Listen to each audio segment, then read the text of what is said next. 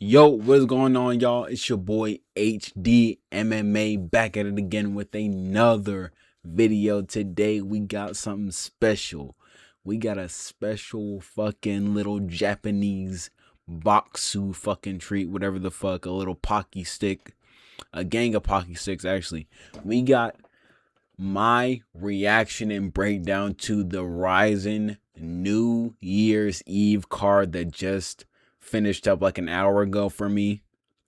It is 7 o'clock in the morning for me. This is the longest I've stayed up for a fight card, and I've actually completed it and watched it the whole way through.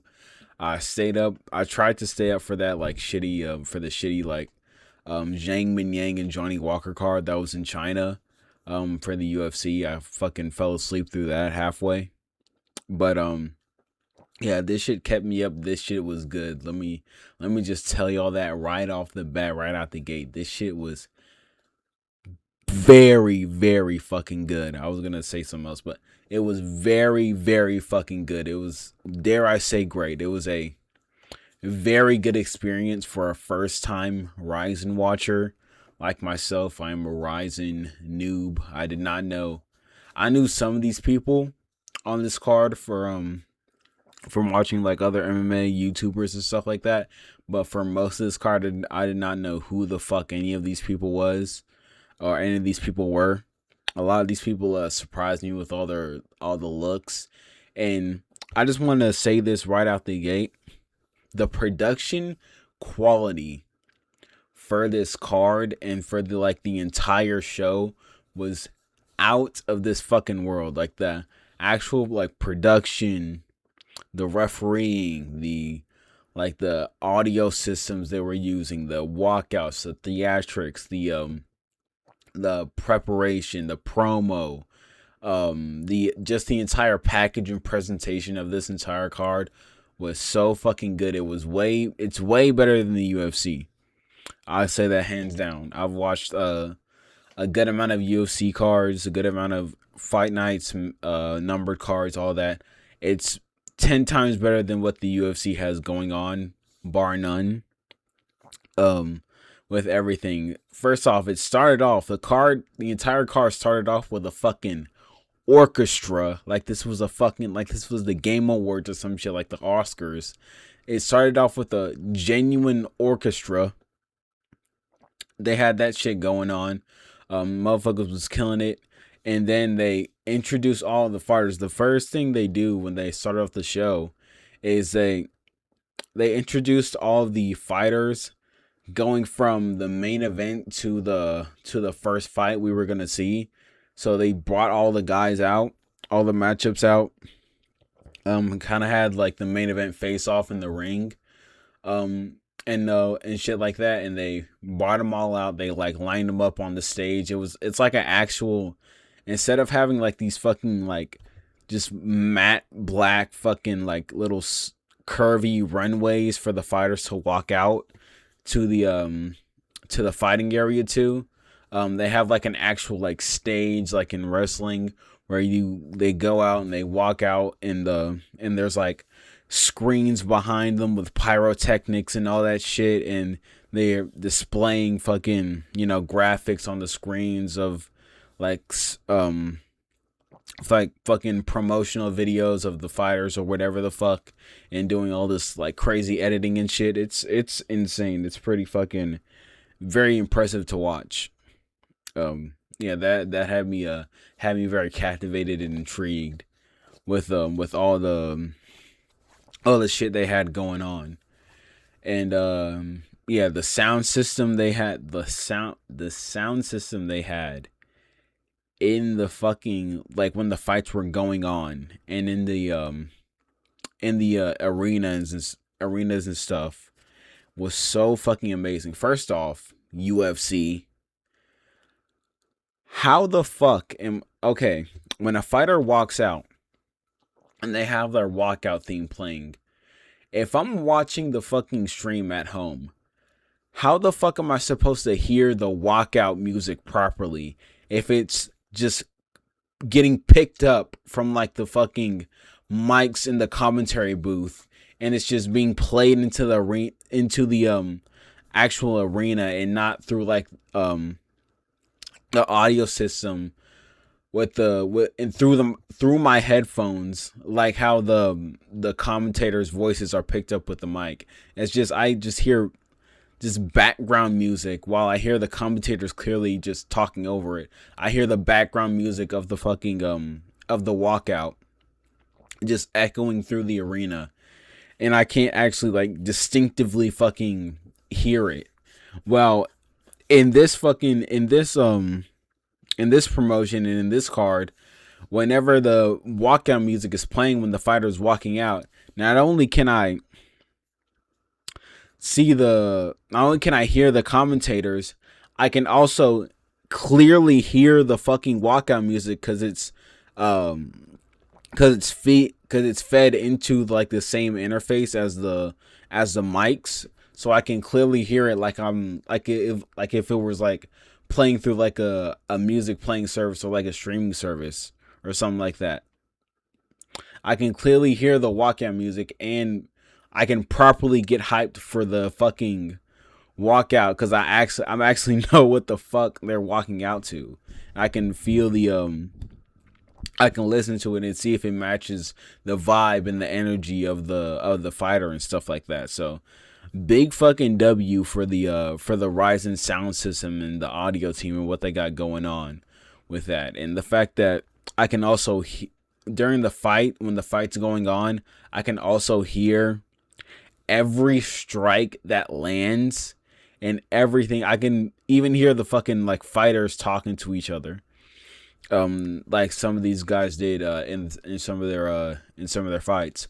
I can hear every sound the fight makes, and also hear the crowd due to their whatever magic they got going on with the audios. I can hear the crowd because the crowd is dead silent in Japan. That's another thing. The crowd is like dead silent whenever like and nothing that cool is like happening. The crowd is absolutely silent, and you can hear like everything. You can hear the feet sliding across the mat. You can hear fucking the flies farting and shit like that. You can hear everything in the arena while still having a crowd there when something exciting and big happens. Which is pretty impressive, and it gives best of both worlds. It gives the intimacy of like the apex and the atmosphere of like a live crowd, which was very cool and very unique to see. So yeah, enough Rizin glaze with the show. Let's get into the actual fight. So these fights, they were very fucking sick. It was very refreshing not having to bite my fucking nails worrying about who the fuck I picked. I can just sit down and just watch the fights for what it is and enjoy it for what it is. So yeah, let's just jump into these fights. So first fight on the card, it was Ryusei Azazawa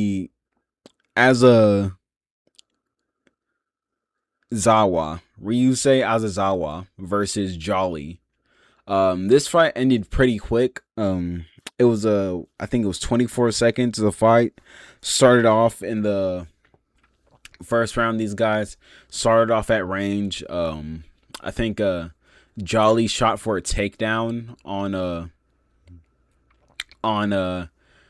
Azazawa. He shot for a takedown. Azazawa defended. He kind of went into Jolly went into like a deep half guard. And then tried to roll for a leg on Azazawa. Azazawa defended that. He kind of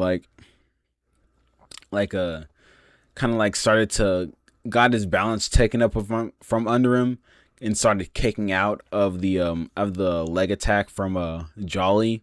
And then Jolly came back up, wrestled back up, scrambled into Azazawa, and they ended up in like kind of I want to say kind of like a side control position, or where kind of like a passing guard position, when you're rolling and guys kind of on and the guy's on his back and you're kind of like standing up on top of him.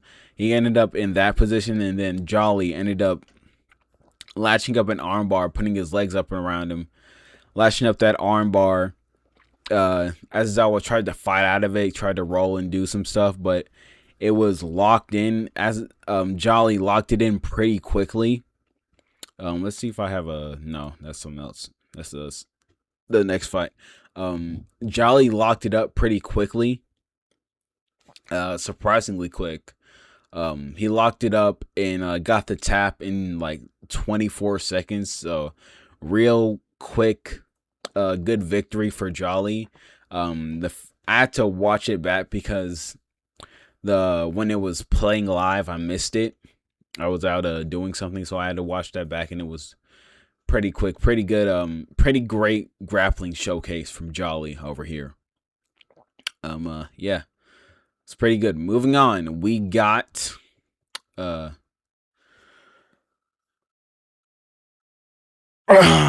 I had to sneeze. I'm gonna sneeze. I'm not gonna sneeze.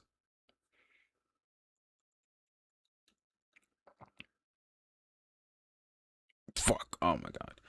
That was fucking frustrating. Well, yeah, moving on. We got Tatsuya. Yeah, Tatsuya. Jesus, these Japanese names. Tatsuya Saika versus Bainoa. Yeah, this was pretty entertaining to watch, I would say. First round started off, they were at range, striking with each other. Both kind of landing. Fucking Saika, he had like this iCarly Colby Covington stance, and I thought he was gonna get chinned for it. So I was fucking worried about him. Fucking clutching my pearls, waiting for the moment for Bainoa to chin him, but it didn't happen. Oh my god, I want to sneeze. I want to sneeze so bad. Jesus. Oh. Jeez. Yeah, so they started off at range, trading with each other and stuff like that, going there for that for that. And then I want to say they get into a clinch situation. They throw a couple knees and stuff like that, couple punches, and then I think Saika headbutts Bainoa. He headbutts Bainoa. I didn't even see it. I thought it was an elbow, but he headbutted Bainoa. That was a little break in between there. That was like that was the first foul of the card. Yeah, the headbutt happened, cleared up, they got back to it. It was more like kind of striking at range. Bainoa, as the fight goes on, I don't know if he was just like getting off balanced or like it was something wrong with his ankle or whatever or something like that. But whenever Saika touched Bainoa good on the chin, he landed like a good shot. Bainoa would like kind of like wobble weirdly. It wasn't like it didn't really have that like I'm concussed, I'm wobbled, I'm hurt, that kind of like movement. It was like in between. It was like half I'm concussed and half like I like something's wrong with my ankle or something's wrong with my foot or I'm like injured. It was like sort of like a weird in between kind of like movement and body language from Bainoa that was really weird. I watched like some moments back. It was very weird. When I watched it live, I thought like Bainoa was hurt. I kept like jumping like, "Ooh, he's hurt." But watching it back, it's very weird. It's very hard to tell if he was actually concussed or if it was like him just losing balance because he got hit with a good shot and he kind of like lost his footing from it a bit. But yeah, that happened like twice in the first round. Happened twice in the first round, like these kind of like half like wobbled, kind of hurt moments from Saika landing good on Bainoa's chin. I think they clinched for another bit in the first round. It was just kind of more trading punches. I think Baynoa tried to shoot a takedown in the first round, I believe. Saika defended that. Got into the clinch some more trading punches in the first. Not a lot of action from either. I would say it was still Saika's round because he was landing the cleaner shots, and Baynoa was showing off some weird body language from the punches that Saika was landing. So I would give the first round to Saika, and then the second round starts. More of the same. Baynoa, he was starting to like crumble to the pressure of Saika a little bit more. He was starting to get corralled into the corner and stuff like that, and was kind of just taking shots on the guard from Saika, not really moving that well and looking all that sharp on the feet anymore in the second round. And then they fucking Saika backs up Baynoa to a corner, unloads like a combo on him or whatever. Baynoa gets out. They go to another corner of the ring, and then out of nowhere, Saika just steps in with the lead leg head kick on Baynoa and fucking knocks him down. I thought he was out. He wasn't like completely out from it, but he fucking just smacks his fucking shin across Baynoa's fucking temple with the lead leg high kick that drops Baynoa badly, hurts him bad. And then the ref just steps in and calls it off. So yeah, it was very very climactic up to the finish, but the finish was very fucking good. It was a good finish. Lead leg high kick hurts Baynoa really fucking badly and puts him down. Yeah, it was a good finish, good win from Tetsuya Saika over here. Good shit. And now moving on. This is the fight I wanted to talk about. So before the fight, they showed the promo of these two guys, right? We got Tatsuki Shinotsuka versus Daichi Tomizawa, right? They show the promo for these guys, and it's very apparent from the first few clips of the promo that these guys do not fucking like each other. They got bad blood. These motherfuckers are on some "I hate you, nigga, let's die" type shit. You know what I'm saying? These motherfuckers on some don't even come to my house. Pull up to the motherfucking precinct. You know where I say. You know where you study where I be at. Pull up to the motherfucking precinct. We can bang out. Pull up to the Kmart. We can bang out. They were on that type of shit. You know what I'm saying? They were on that type of timing. They was fighting at one of the press conferences they had for this shit.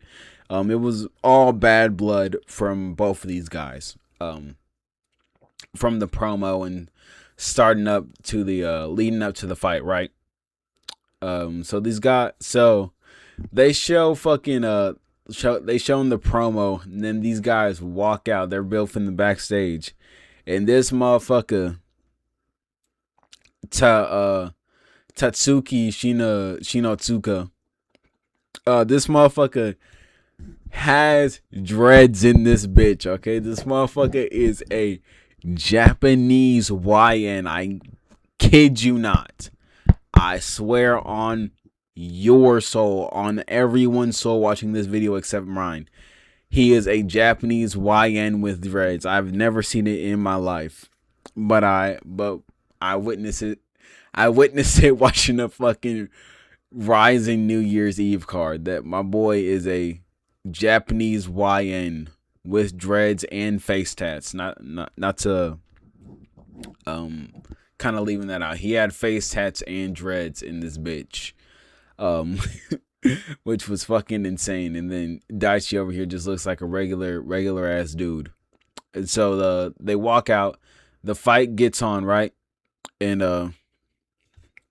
at first off, it's very apparent that Shinotsuke, he has a massive height and in frame advantage on Tomizuya over here. Or Tomizuwa, fuck. It's on Tomizuwa over here. Shinotsuke, he has some massive height and frame advantage on I'm just calling Daichi. On Daichi, massive just reach advantage on him. He's standing wide, he's moving in and out. They were both just kind of feeling it out on the feet at range with each other. And then halfway into like the first round, Shinotsuke is just piecing up fucking Daichi in the striking. It was very apparent that he was hitting harder than Daichi. He was faster than Daichi. He was moving in and out of range on Daichi whenever he wanted to. Just kind of toying with Daichi in the striking and with the range and stuff like that. And when it came to the grappling, which Daichi had the advantage in, Shinotsuke's takedown defense was just, he couldn't get through him. Daichi couldn't get through Shinotsuke's takedown defense. It was mostly kind of just Shinotsuke being too big and too physical for Daichi. They're fighting at flyweight, and Shinotsuke, he's 5'9" at flyweight with muscle. He's not like a Charles Johnson 5'9" where he's like all string beanie or Sumadwarji or something like that. He's 5'9". He's 5'9" at flyweight with muscle, with like legs on him too. He's not like thin legged or anything like that. So yeah, he had the massive physicality advantage, size advantage on Daichi, and by the end of the first, it was very apparent that that Shinotsuke over here was going to was far ahead in this fight in terms of like damage and strikes landed and everything like that. So it was a good first round. Defended all of the takedown attempts from Daichi.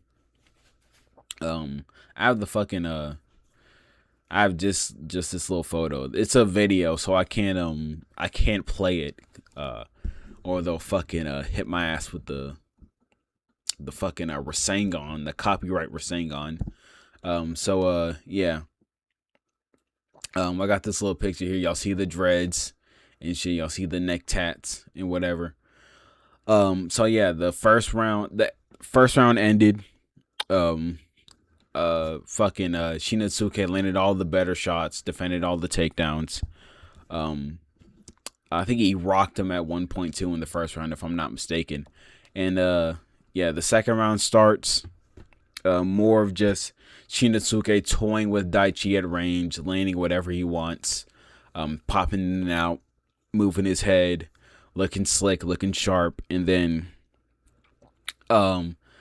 Daichi, he just gets hot, he gets fed up with it, gets fed up with the toying and the torment and torture. He rushes forward at Shinotsuke with a combo. He lands the first punch of the combo. Then Shinotsuke backsteps, slips the two from Daichi, steps off to the side of the center line, steps off the center line, and then lines up a perfect fucking counter shot right hand on Daichi that puts him down, and and then lands another ground and pound shot on him that finishes the fight and makes the ref step in. So yeah, it was a crazy performance from Tatsiku.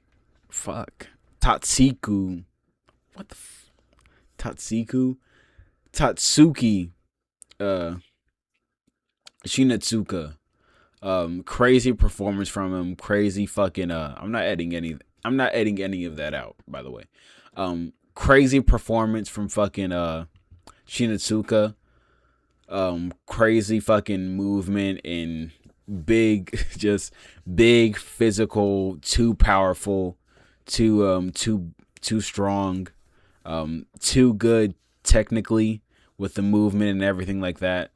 Just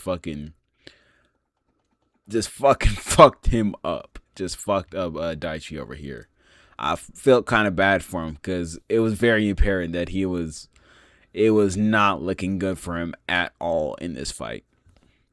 And that was 3 finishes in a row. That was an armbar, a head kick KO, and a fucking backstep counterpunch KO to kick off the card. So the card started off very fucking very exciting and very good. And then we get the first stinker of the night, I would say. We got Joji Goto versus Jose Torres. I got this. We got Jose Torres over here, Goto over here.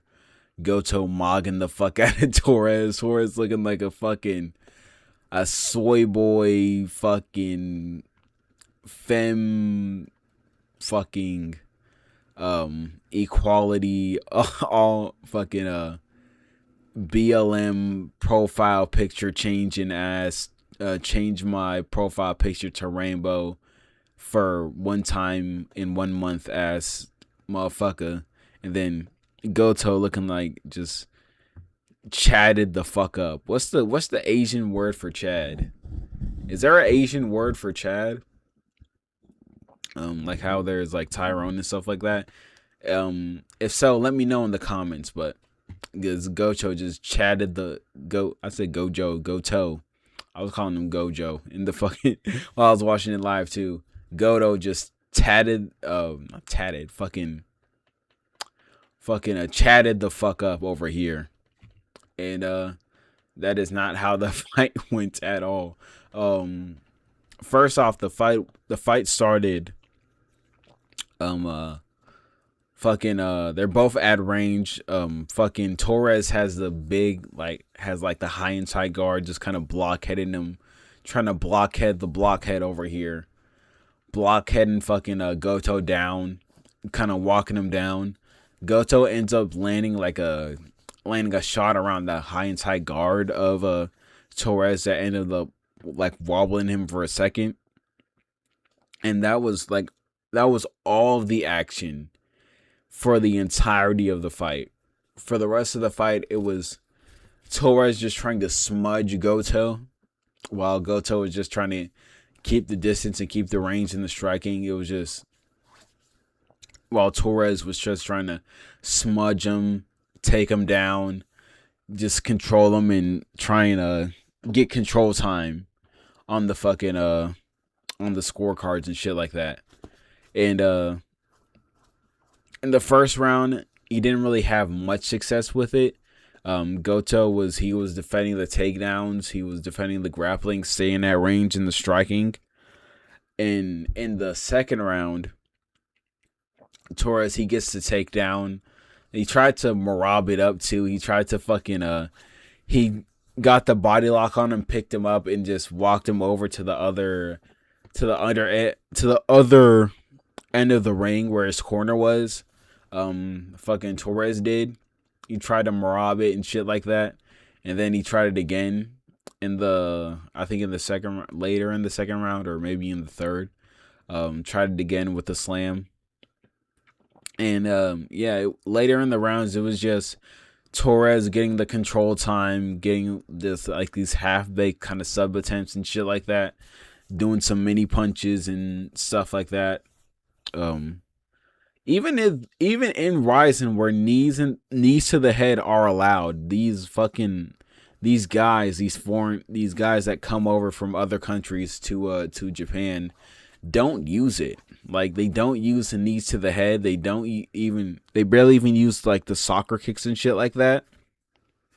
The commentators were pointing that out, where fucking these guys were in these like positions where they could knee the guy to the head and they just don't do it. Just not using the rules to their advantage. Not trying to make the fight look like, not trying to make it look like they're fucking doing something in the fight and like damaging their opponent. I don't know if that's just a them thing or they didn't train or that's just a inherent like boringness from grapplers that they physically can't fucking inject any fun into their game plan and fighting style even when the rules allow it. Um so yeah, this was just Torres just getting the control time and dominance in the later rounds on Goto, and it ended up going to a split decision for Torres. Yeah, just was Torres just trying to grinding him out in the third and the second and the third ugh, rounds. I had it for I did have it for at first I had it for Goto winning the third in the second. But I guess I could also see how the judges would score the third round for Torres, seeing out how he had the control time and the probably like the most minuscule of strike differentials leaning towards him. So I'm not too mad at it. I'm not gonna fucking lose sleep over it or whatever. But yeah, you can the Japanese people can argue over that and fucking on Verdict MMA and shit like that or whatever. But yeah, that was the first stinker of the card, I would say. And then here came after the first one, here came another one. We got fucking Makoto Shinryu versus Hiroya. Yeah, we're just gonna roll with that. Hiroya. This was not that eventful of the fight either. I just wanted to say for Hiroya, man, it was tough watching him. When he walked out, they showed the fucking tail of the tape. They showed a little placard of his stats or whatever the fuck. That my boy was 27 years old and he had an 11 and 14 record. And I was just, oh my god, I was just fucking like, bro, what the fuck is you doing? What the fuck are we doing here? 11 and 14 record at 27 years old. Not even 30 yet. You have I don't know, you haven't even fallen off. Like you haven't even gotten on to fall off. Getting a 11 and 14 record. He needed that fucking after this fight which he lost, Hiroya lost. He needs that fucking that damn Jorge Masvidal introspection. Just lock this motherfucker up on an island for like a few years so he can reflect on his entire fucking life and career. So he can come back and like start knocking motherfuckers out and shit like that. But yeah, this was Makoto. The whole fight just like landing the better shots on the feet, getting the better of the grappling exchanges on Hiroya. In the first fight, the only good like shot that was landed was like this Superman punch from Shinryu. Just like he landed a Superman punch on Hiroya. Other than that, it was just some trading at range, some clinch work from both guys. Second round, there was another. I think Makoto landed another good shot on Hiryu. Other than that, it was the same kind of thing, trading at range, clinch work. He took Hiryu down in the second round. Or Hiroya. He took Hiroya down in the second round. Got some control time here and there, threatened with a couple arm triangle chokes and shit like that. Had a back take, I think, in the second round as well.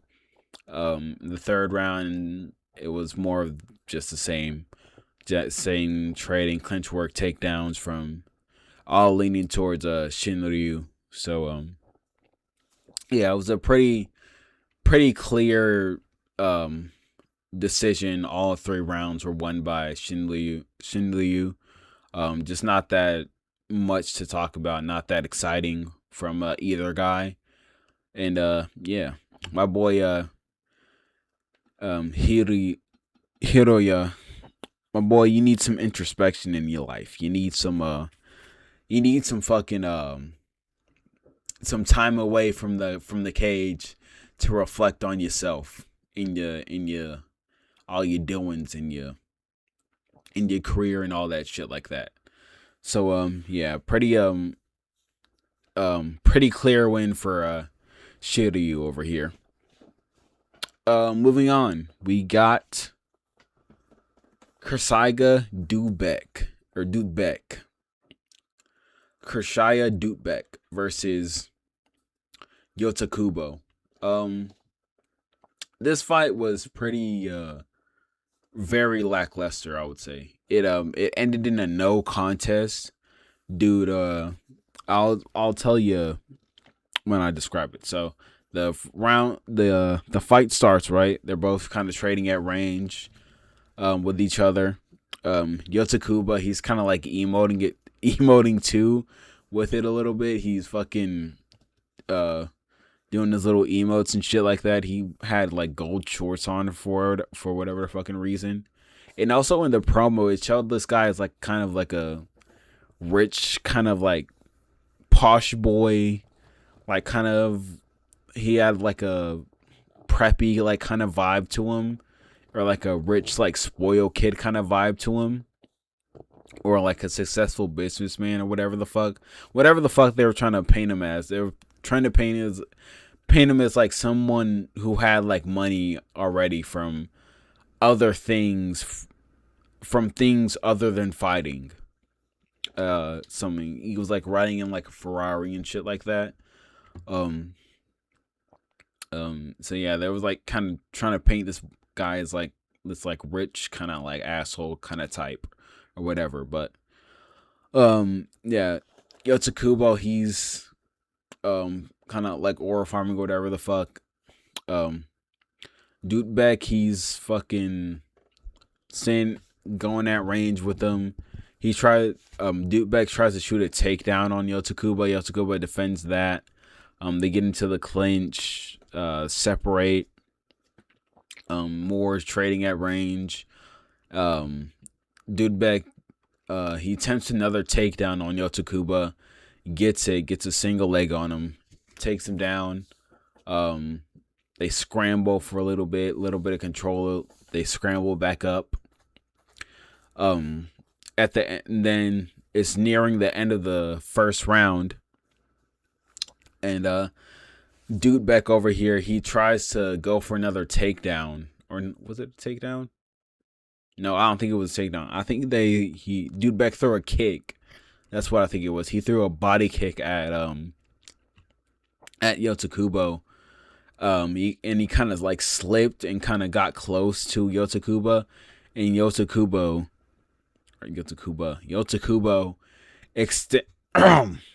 extended out his arms and poked Dudebeck in the eye with his thumb.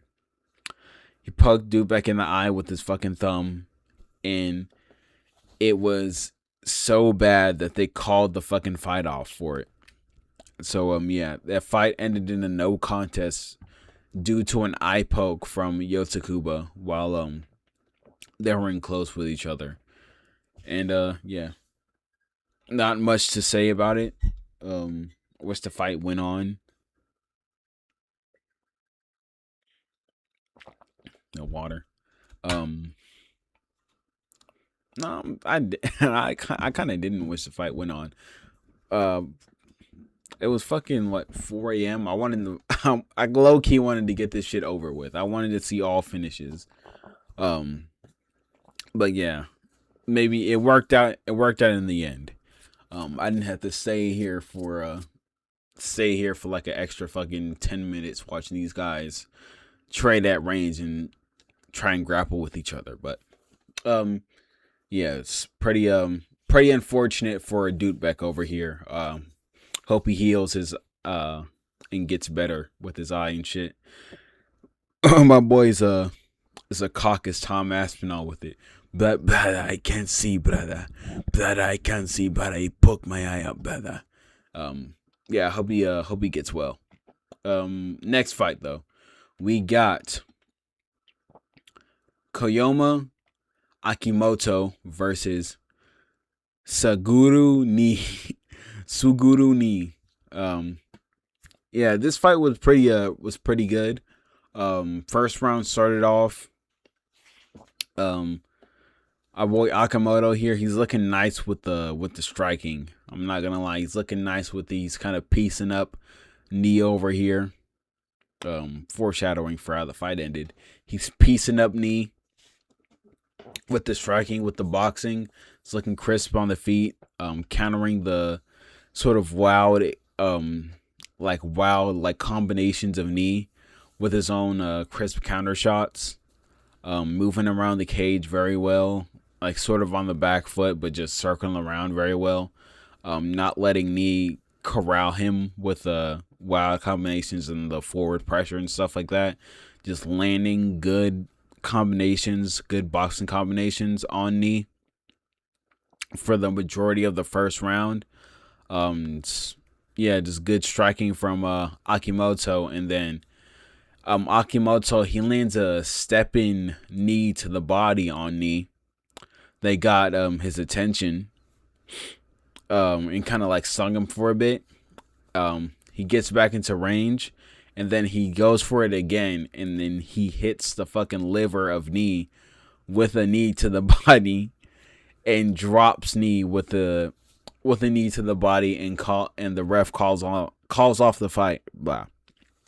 And the ref calls out the fight for knee. So it was just a great striking showcase from Akimoto. He's lethal with the knees to the body and on Seguru knee. Ain't that crazy? But yeah, good striking showcase from fucking Akimoto over here. And yeah, he's pretty fucking good. Moving on, we got and I forgot to show these fucking these photos or these like posts from fucking from IG. This was the scorecard for Makoto and Hiruya. As you can see, all 3 rounds for Hiruya, and they got the rules over here. But yeah, they didn't post any other fights after this, and in between this and fucking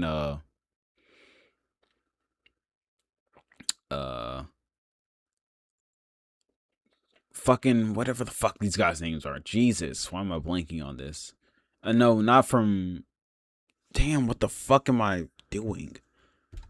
From fucking this, from this to this, there were no like fight actual like pictures of them fighting posted on the Rizin IG. So yeah, y'all just kind of had to use y'all imagination for that. But yeah, good win for Akimoto. And moving on, we got fucking Ryuya Fukuda versus fucking Tetsuya Endo.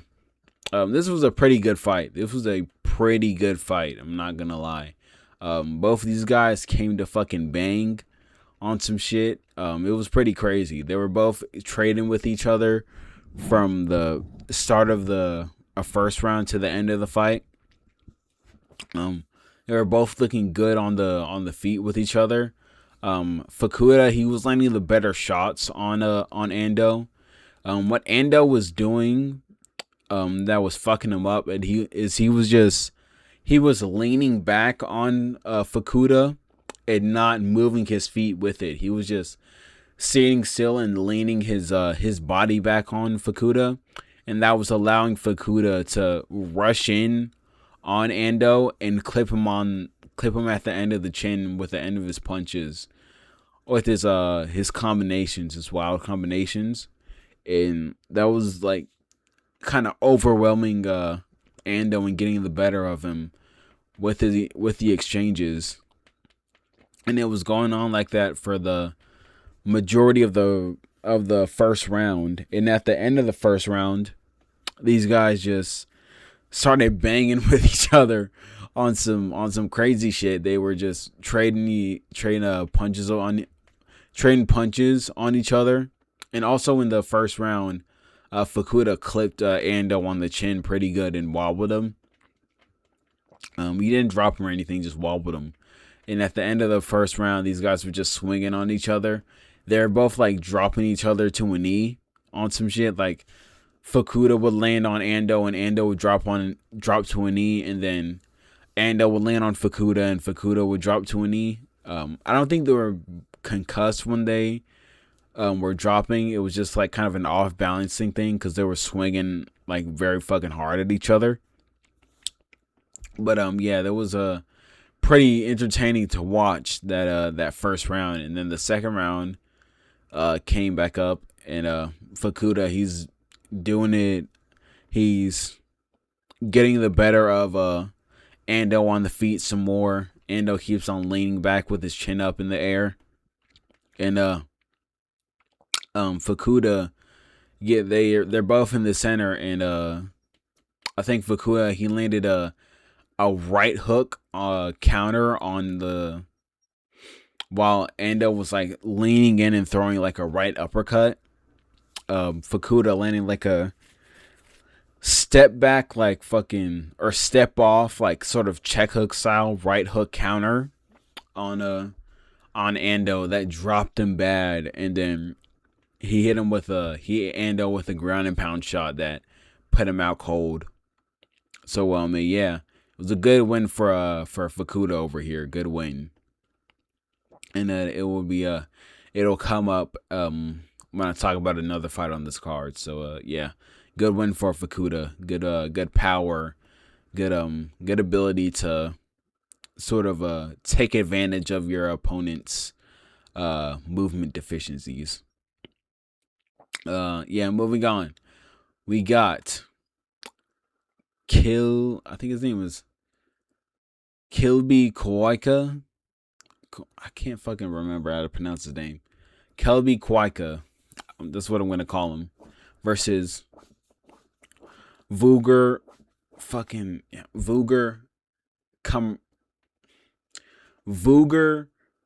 Karamov. Jesus.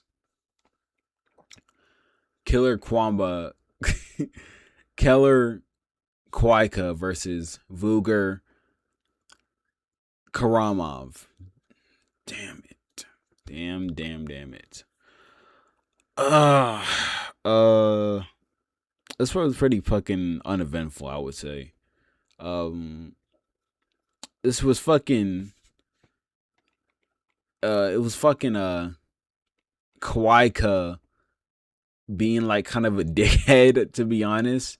He was like fucking like flipping off and like talking and shit like that, and that's okay. I like people that talk and shit, but this motherfucker was like pulling guard and fucking just being like a frail little fucking. He was like frail and like sort of chubby at the same time, and like had less muscle than Karamov, and so he was like pulling guard and like getting like bullied in the wrestling, and like fucking like not really able to amount any like good submissions off his back, because that's what he was trying to do. He was trying to like catch Karamov in like triangle chokes and arm bars off his back. Didn't really have the takedown, the wrestling offense, or the takedown offense to get fucking Karamov to the ground on his terms. He was kind of just like, he was getting like reversed a lot in the takedowns and in the clinch, and Karamov was just kind of like accepting the ground game and the fucking and the positions from that he got himself into. He wouldn't like take down Kwaika and just fucking like let him back up. He was just he would go down with him and try to follow him into the ground game, which I thought was a very stupid mistake from fucking Karamov. On the feet he was, and it was crazy too because on the feet he was fucking up Quaika on the feet. Like Quaika, he really didn't have anything for fucking Karamov on the feet. He was just shelling up, getting put into the fucking getting put into the corner, getting pressured, taking all the shots on his guard, not really like throwing his own offense or anything like that, or that effectively. He tried to throw a high kick and it like landed, and he was like surprised that it landed on fucking Karamov and shit. So he had nothing for Karamov on the feet. But Karamov, he was just fucking stupid, and he fucking followed Quaika on the ground into Quaika's guard, which was exactly what he wanted. And he paid the price. He got hit with that I think it was let me see if I can find it here. Just both these guys walking out and shit. I don't think I can. I don't know the scorecard. They don't have it. They don't post it. Oh no, here it is. Yeah. This was, it was fucking in the second and third rounds. It was Karamov was like just going into fucking Kaika's guard and just fucking accepting getting sub attempts, fucking getting like subs attempted on him and shit. Quaika, he was like just throwing up arm bars and triangles and shit like that. In the later rounds, not fucking not doing anything else. He got mount at 1.2 and just went straight for a mounted triangle and rolled over with it, which pissed me off. He was also going for legs, Quaika too, on fucking Karamov, and I feel like if Karamov was just like 10 IQ points smarter, he could have won this fight. He could have just defended the takedowns, because Quaika, he really had nothing for Karamov in the takedown defense. Every time the fight went to the ground, it was because Karamov reversed Quaika with when Quaika tried to take him down. So it was pretty fucking boring. And in the third round, Quaika finally lashed up like a triangle on Karamov, and he just started fucking yapping to the fucking. He just started yapping and shit while not even having it fully locked in. And Karamov just waited it out and slipped right fucking past it, or slipped right through it and got out of it. So some just a fucking straight power bottom game plan from Quaika over here, and he won the fight. He won rounds 2 and 3 based off the control and like the damage, because he also was landing like some little mini punches off his back and shit like that on Karamov. So it was pretty fucking boring, pretty shit, but he got the win, so whatever. Moving on, we have the best women's fight I've ever seen live. I don't want to say ever, but this is the best women's fight I've ever seen watching it live. We got Saika Aizawa Saika Aizawa versus Reina. Both these girls are fucking atom weight. Keep that in mind. Both these girls are atom weight, and I'm gonna describe to you what they were doing in the ring to each other. So round one starts off. Reina, they're both at range, right? They're both like trading some fucking strikes or whatever the fuck going at each other, and then Reina lands she lands a left hook on Aizawa, puts her down with the left hook. Honestly, has her like out on her feet. She was like when she hit her with the left hook, she like flashed like KO'd Aizawa for a little bit while she was like falling down to the mat, and as soon as Aizawa landed on the mat, she woke back up while Reina was jumping in on her trying to throw ground and pound. Aizawa wakes back up. She fucking starts kicking on the fucking hips of Reina, just scooting her butt, trying to recover, gain her senses. Just kicking at her legs on the ground while Reina's just standing up, trying to get back into a sort of like dominant grind and pound position. And then she recovers. Aizawa gets back up. They both go at it on the feet for a little bit. I think Aizawa tries to shoot a takedown on Reina. I forget if it was the first or the second round. I think it was the first round. He tried to she shoots a takedown on Reina in the first round, gets it, ends up scrambling to the no, she scrambles to mount. She gets to mount on Reina pretty fucking easily. She just knee slides over to mount on Reina. Tries to go for an armbar, is ground and pounding her, trying to get this armbar and shit like that.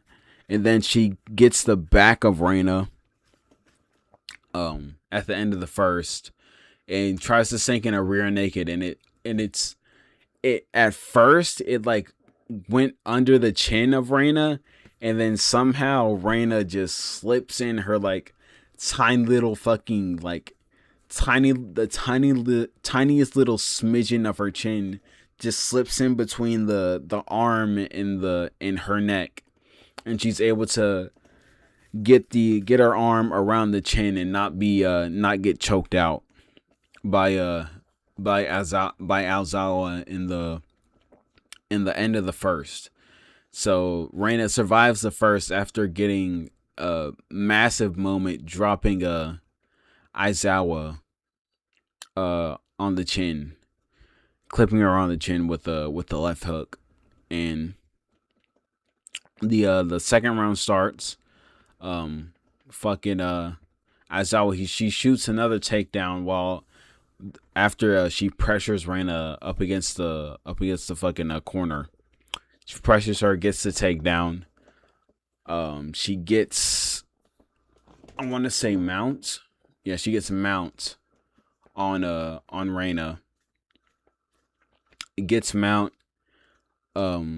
Gets fucking like starts grounding and pounding her and shit. Tries to go for like the arm bars and shit like that, and whatever.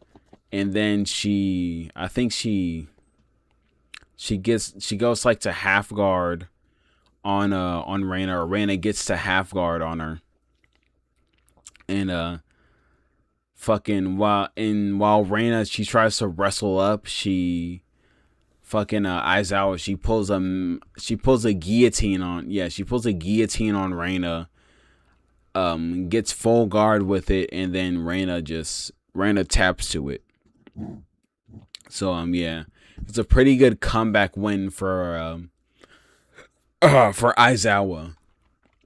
Pretty good comeback win. She keeps the title.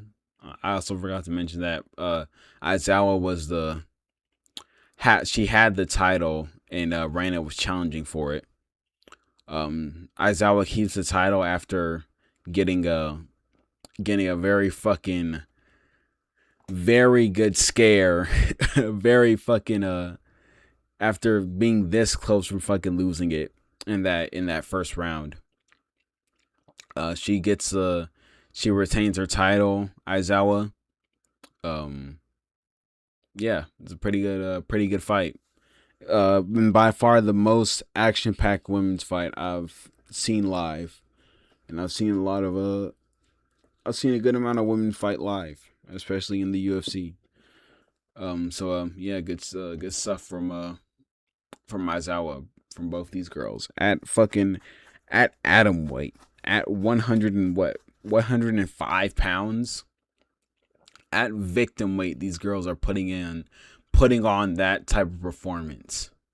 Jesus Christ. Moving on, we got Naoki Inoue versus Danny Sabatillo.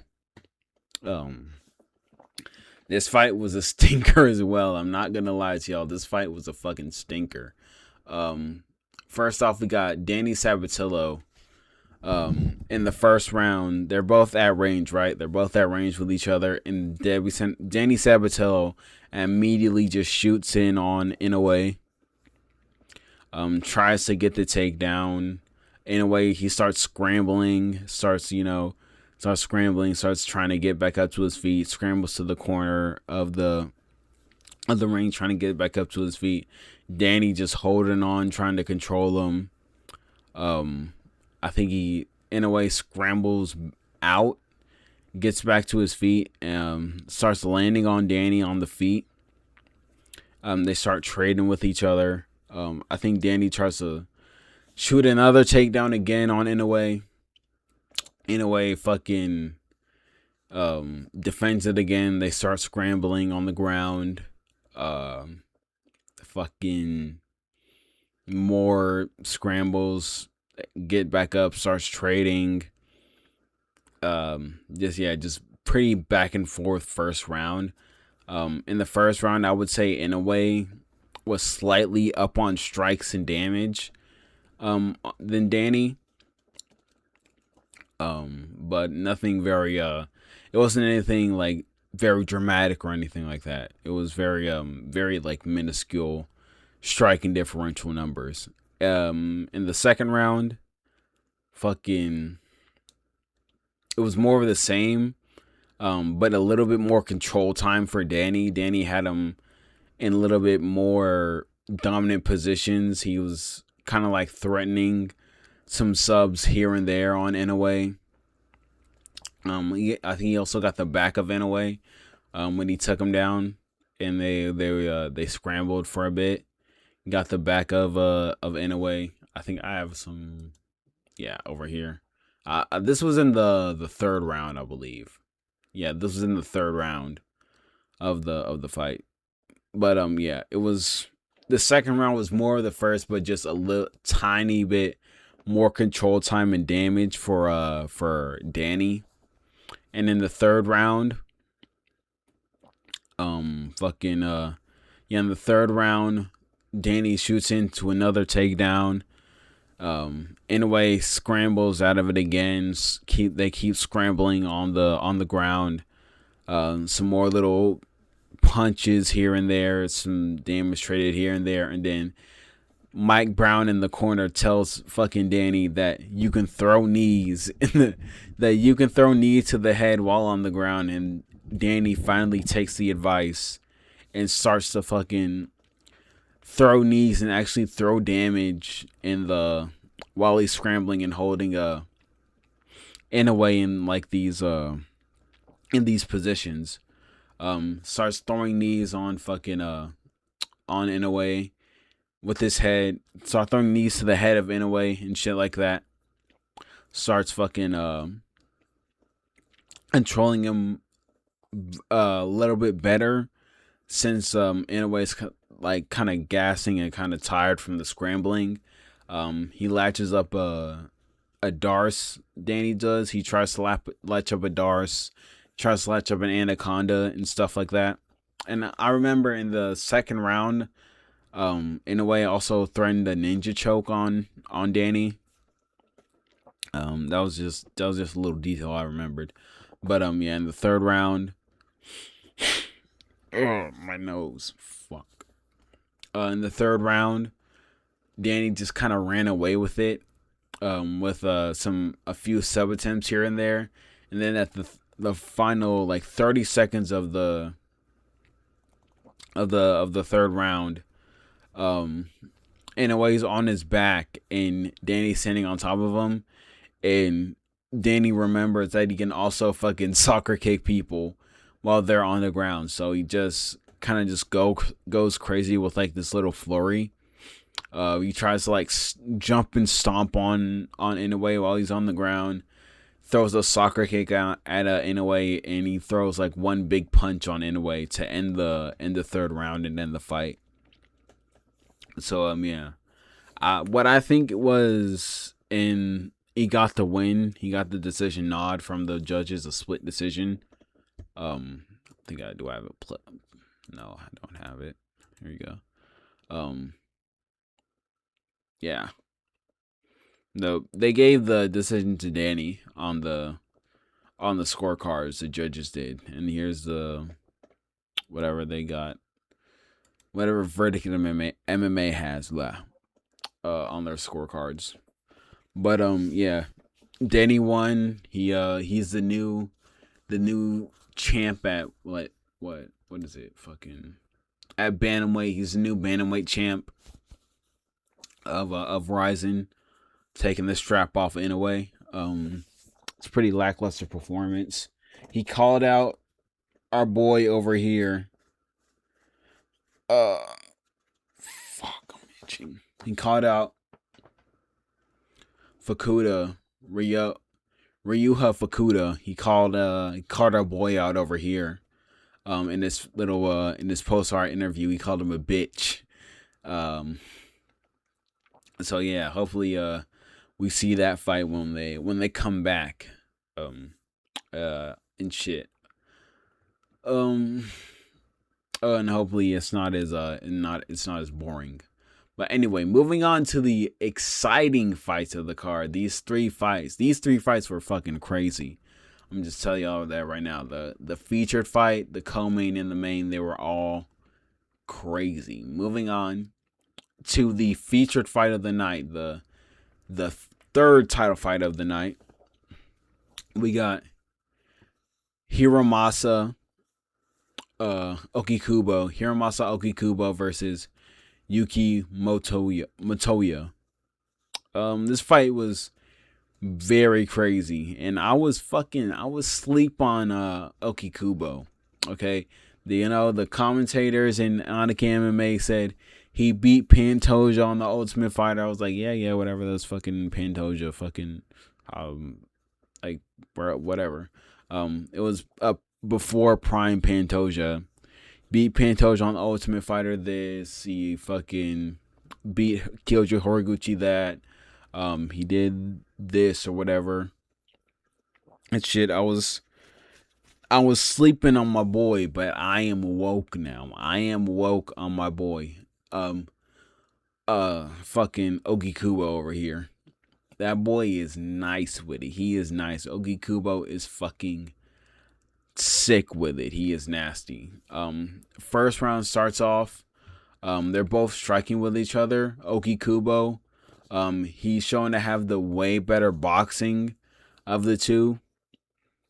He's just slipping his head, throwing counter shots on fucking Motoya over here, fucking just throwing counter shots on him, ripping to the body with blitzing combinations on Motoya, slipping his shots, countering back.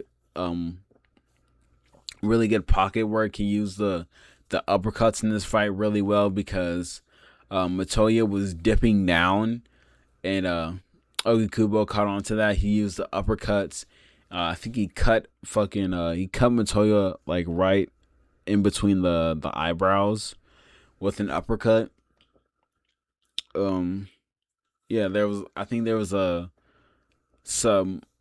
couple clinch exchanges from the two of them. Not really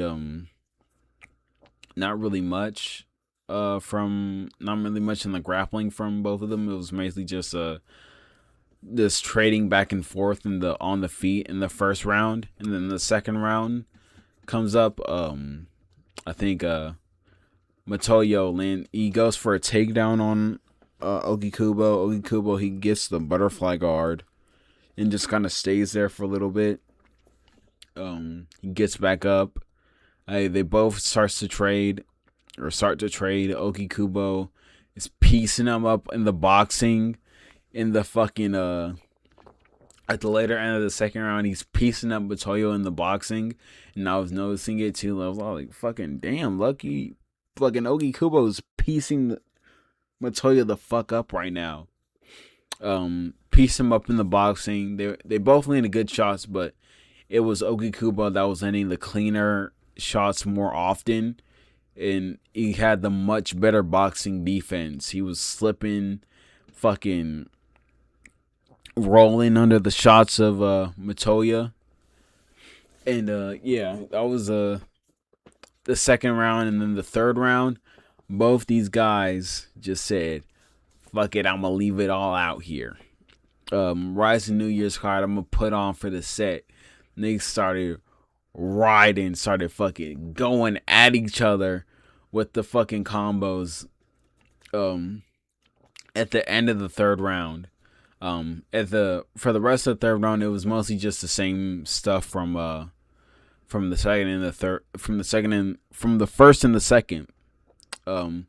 Just Oki Kubo just kind of piecing them up, and then at the end of the fucking of the third round, they both just started fucking going at each other. Just Oki Kubo was just ha ha ha ha ha. He was just fucking trading on each other, piecing each other up, just standing in front of each other, just started fucking banging with each other on some crazy ass shit. It wasn't like Max Holloway or anything like that, but they was just fucking going at each other with it. And it was getting fucking hype as a bitch. I was fucking yelling I was yelling, fucking jumping up and down in my chair and shit while watching it. It was so fucking fun to watch these guys slug it out at the last minute of the third round. And yeah, this was crazy to watch. Crazy fight to watch. Fight of the night, I would say. It's between them and Fukuda and Ando. I would give it to them because this is a title fight. They could have just, played it safe and just played to a game plan and just tried to fucking, stink it up. But yeah, they chose at the end of the third round to just fucking leave it out on there. I hate you, nigga, let's die type mentality. Just leave it out on the fucking in the ring, and they did that. Yeah, at the end, Oki Kubo won all three scorecards. I had it all three scorecards or all three rounds from Oki Kubo as well. So no controversy there. Good win for Oki Kubo. Good performance, and he made me a fan. I am a Oki Kubo fan now. This guy is fucking sick. Moving on, we got the best finish of the night, and I just want to say this right now. I manifested this. Porch trust. I manifested this. Before this fight, I was tired as a bitch. I was fucking nodding off. Plus there was an intermission in between Oki Kubo and in this fight. So I was nodding off. I was fucking, in my bed, starting to hit the I was starting I was nodding off, dozing off, fucking not paying attention. While these guys are walking out, I was like, please, it is fucking 5 a.m. Please, somebody knock someone the fuck out. I was hoping that one of these motherfuckers would get chinned in like rapidly, in quick fashion. I didn't care who, I didn't care how, I just wanted it to be done. And by God, it was done. We got Alcom fucking Nozamov versus or defeating fucking Roberto Satoshi Souza with a fucking knee across his fucking his fucking zygomatic bone, knee straight to the maxilla of fucking Satoshi Souza in 13 seconds. I almost said 12. In 13 seconds flat. This was crazy. Not much to talk about. To start off with, it started off. I think Nazimov landed a leg kick on Souza that took Souza off his feet. Got back up. They landed another like body kick or whatever, another like punch. They traded overhands. And then fucking Nazimov, like, he waved fucking Souza on like this. He was like, "Come here." He waved Souza on. Souza waited for a little bit, shot in the takedown, and then Nazimov just timed a perfect fucking knee on Souza right to the fucking zygomatic bone and put Souza out cold completely. Put him out cold brutally. Brutal fucking knee KO from Nazimov. And I would like to take credit in saying that I manifested that. Everybody who watched that live, everybody who's seen that, I want y'all to thank me. Please, in the comments, go ahead and type it up. I know you want to go ahead and type it up in the comments. Thank you, HD MMA, for manifesting that and materializing that KO to happen for Nazimov over here. Yeah, I accept all your grace. I'm very great. I'm very, times like this you gotta be grateful, dude. You gotta be grateful, dude. Times like this you gotta be graceful, dude. I'm very, very grateful for this to happen. For this to materialize in our lives, and for this to be a moment moving forward in MMA history. Nazimov also, he takes the title off Souza with that. So yeah, good great fucking night for Nazimov over here. And moving on to the main event of the evening, we got Razabali Saldiev defeating Mizukuro, fucking Asakura.